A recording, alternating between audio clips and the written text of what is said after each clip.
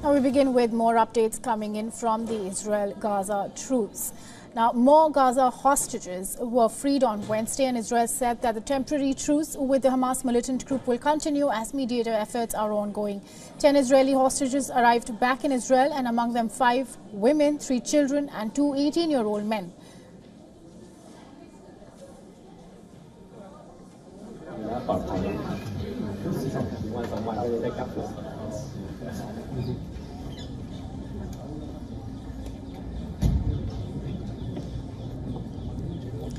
Another 4 Thai hostages were also released, along with 2 women holding dual Russian and Israeli citizenship outside the terms of the deal. And the release of the 2 women was described by Hamas in recognition of the efforts of the Russian President Vladimir Putin.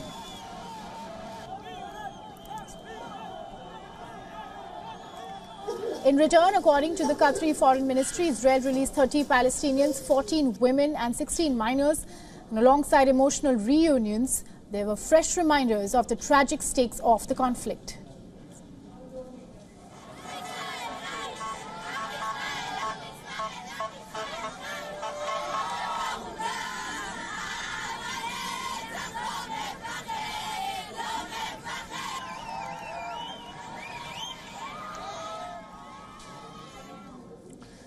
Now, Israel's army stated that it was probing a report by Hamas that a 10-month-old baby hostage, his 4-year-old brother and their mother had all been killed in bombing in Gaza.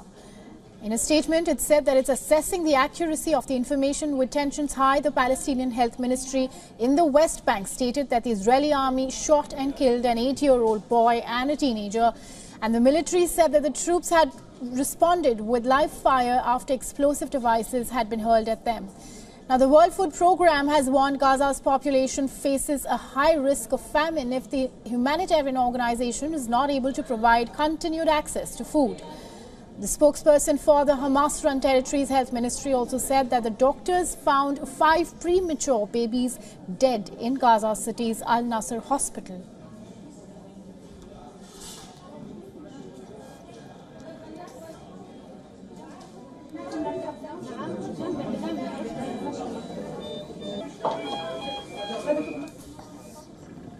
And according to UN, an estimated 1.7 million Palestinians in Gaza have been forced to leave their homes so far, more than half the territory's population.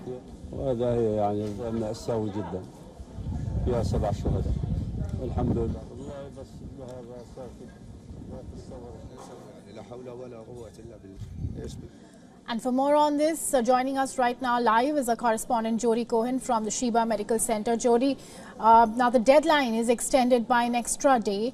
Give us more updates on the latest hostage release and also tell us more about the Palestinian prisoners who are being released.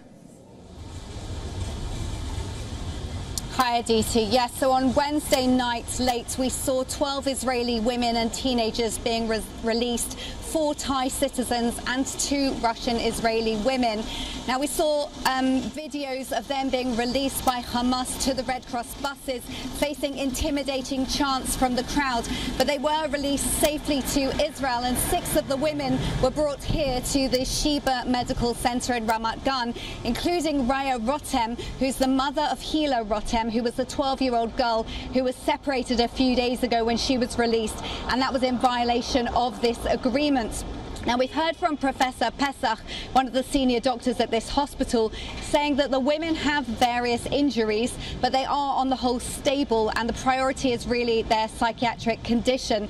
We've been hearing stories about the conditions that they were kept in. Some were kept in tunnels, others were moved around a lot. Some slept on the floor, some slept on plastic chairs. In the last days, they were given maybe a bowl of rice or 1 pita bread for the whole day to eat. According to a Channel 12 report, one hostage said that they were actually kept in the home of a UN school teacher, and another hostage said that they were kept in the home of a UN doctor, so they'll be looking into those reports. One Thai hostage said that in his group, the Jewish hostages were treated worse than the non-Jewish hostages, and said that they were hit with electricity cables. Many of the hostages just aren't speaking because they have relatives who are still being held captive in Gaza, so there's huge concern for their welfare. But the aunt of Eitan Yehalomi, who's the 12-year-old who was released a couple of days ago, he reportedly said when he was taken to Gaza, he was beaten in the streets. He was forced to watch videos of the Hamas atrocities by Hamas. Remember, these included shootings, rape, beheadings, burning people alive, and when he cried, he said that they held a gun to his head.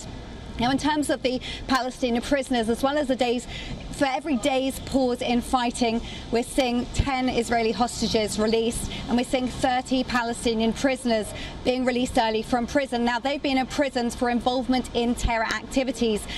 By my calculations, 240 so far have been released, including the Palestinian icon Ahad Tamimi, who was released yesterday. Now, she had only been in prison 3 weeks ago, and that was for incitement to slaughtering Israelis. She called on Palestinians to drink Israelis' blood and eat Israelis' skulls. The Palestinian prisoners have been receiving Red Cross visits during their time in prison, and they're held to international prison standards, and some also have even been able to study for academic degrees when they've been in the prison. So mixed emotions here. On the one hand, people are not happy that Palestinian prisoners are being freed. On the other hand, absolutely delighted to see hostages being released. Mixed reactions, as Jody pointed out. Now, Jody, also tell us that the pause in the fight almost ended this morning, but in a last-minute agreement for one extra day pause. Now, what do we expect next? Right, so as you said, it was really up until the last moment that Hamas changed their list of who they said they would release. They had been trying to release 3 dead bodies in place of people who were living, but they seem to get over that hurdle, and we are expecting 8 women and children, so 6 women, 2 children to be released today. 2 extra women were released, the Russian Israelis, yesterday. That had initially been talked about as being a gesture for Putin, but now that has been included in today's tally of 10. We're also waiting to hear if the 3 bodies will also be released. Now, in terms of who's left, by my calculations, it's 136 people still being held in captivity, mostly Israelis. There are 7 or 8 from the US and around 8 or 9 from Thailand. And we're going to be seeing 17 Thais repatriated arriving back in Thailand today. Secretary of State Antony Blinken is here for talks. And also in breaking news, we're hearing of a shooting attack that's taken place this morning in Jerusalem. 6 people have been wounded, 3 people have been killed, and this was carried out by 2 Hamas members who had their brothers. They'd previously been in prison for terror offences. So no doubt that will come into the discussions as well today. Thank you, Jody, for joining us and giving us all those updates. Moving on now.